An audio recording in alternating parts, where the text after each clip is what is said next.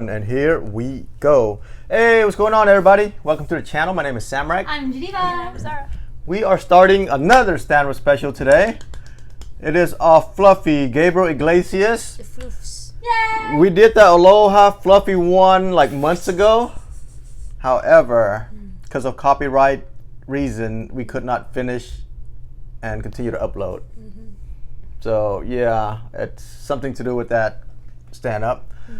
Hopefully this one we'll be able to do the whole thing, yeah. But then again, we sit throughout the whole thing, but we upload it parts by parts with other comedians as well. I don't think I've seen this stand-up bit here. It's from 2016 called "I'm Sorry What I Said When I Was Hungry."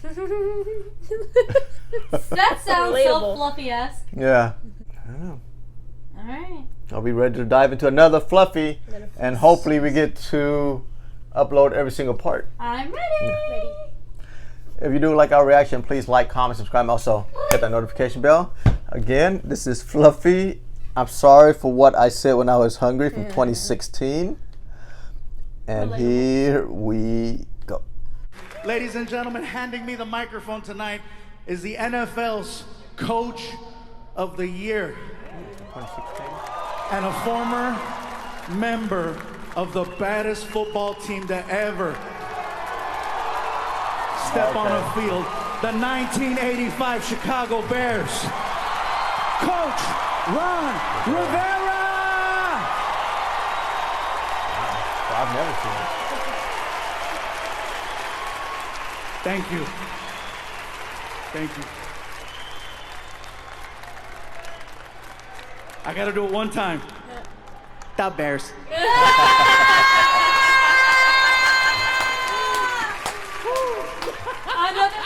I am super excited, you guys. Let me tell you, this is our 19th year coming to Chicago, okay? 19 years. The first time I came here, I got a chance to meet some people, and they says, you know what, Gabriel, have you ever been here? Have you ever been to Chicago? Like, no, it's my first time. They said, well, you know, we'd like to take you out to eat if you're down. And I'm like, well, hello. I am very down. They took me to a restaurant called Portillo's.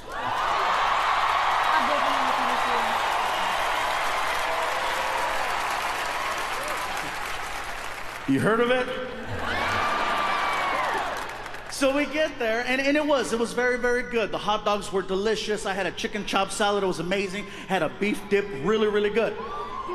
But it wasn't until the meal was almost over that these new friends of mine said, we'd like for you to try something you might not have ever had before. And I'm like, that's not likely.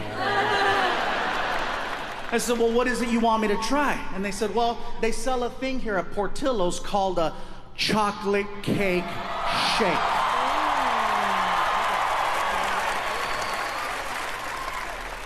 I said, you had me at chocolate. They said, well, you gotta go up to the special window and you gotta order it from the lady. So I'm like, okay, cool. So I get up and I walk over to the lady and she's like, can I help you? I say, yes, my friends are telling me that I need to try this thing called a chocolate cake shake. Okay, what size would you like? How good is it? You want a large. All right, can I please have a large chocolate cake shake? No problem. And there I pay. And she turns around. She turns around and she walks over to this little refrigerator that's on the counter. And she opens it up and she pulls out a piece of chocolate cake. And I'm thinking to myself, she must misunderstood what I said. I didn't ask for a piece of chocolate cake. I asked for a chocolate cake shake. She must have heard what I was thinking because she's walking by and she's like, it's gonna happen.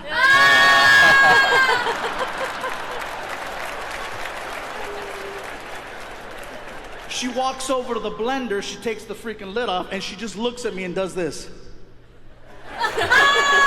And I was like, no. And she's like, oh yeah. She pours it and she hands me this like 44-ounce chocolate shake, which is way more than anybody should be drinking.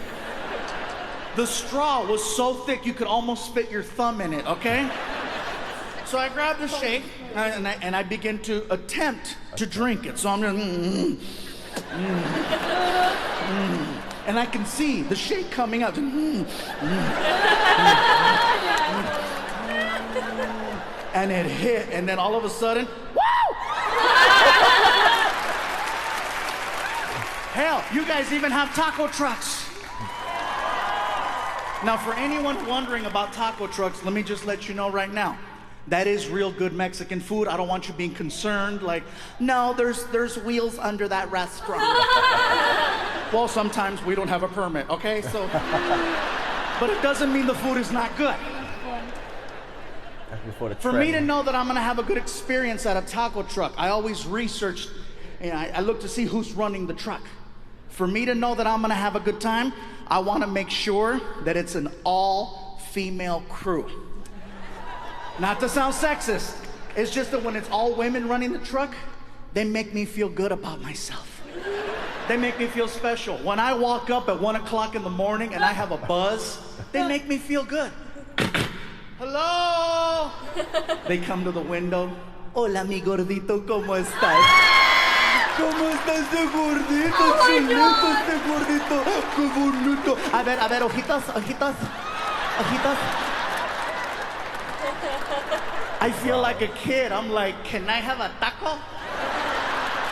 Whatever you want me to get, I'll get it for you. Now see, when it's an all-Mexican male crew running the truck, it's late, they're tired, they're bitter. Customer service isn't our strongest point at 1 o'clock in the morning. And then you gotta deal with a drunk knucklehead like me. Hello? And they come to the window. ¿Qué chingados quieres, pinche gordo? What you want? What you want? Hey, what's up, bro? Can I have a taco? Okay, what else? That's it.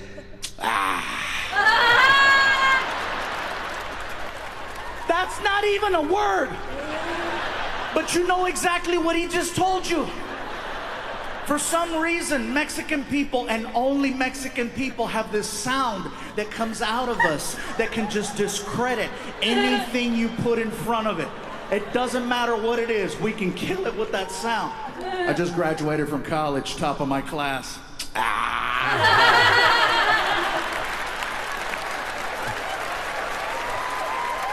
fine, I'll work at Burger King. Papi, this is my fiance. He loves me. Fine, I'll be a whore. And speaking of whores, let me tell you where they put us up at. That's a bad segue. No, there's no whores at this hotel. Listen, I would like to personally thank the promoters for not only making this special happen, but for taking really good care of us. They put us at a hotel that's right across the street, you guys.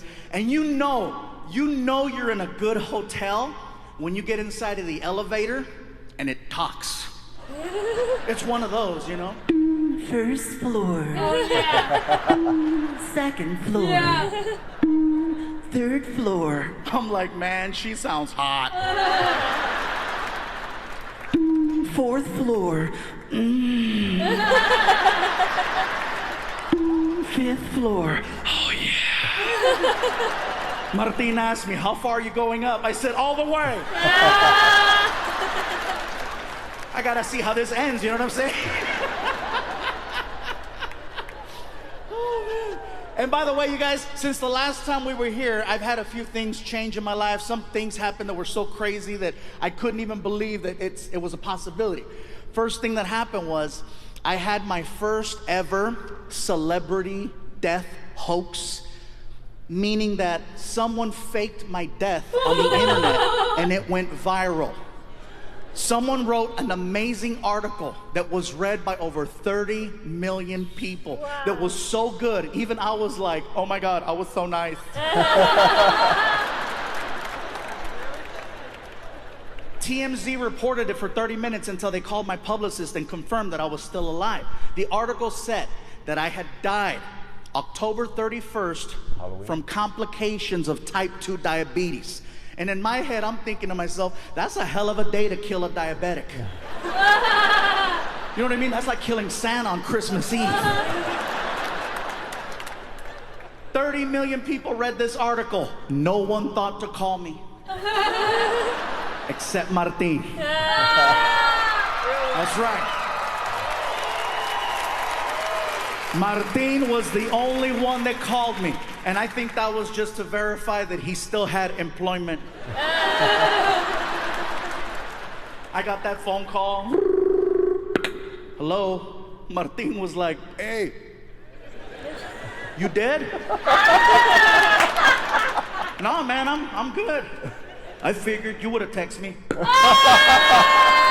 And I would have, because that's the kind of friend I am, you know? I even asked my son Frankie, I said, Frankie, did you hear I died? That's what they meant.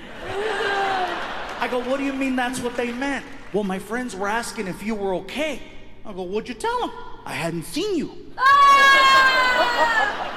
So, well, apparently I died. Welcome back.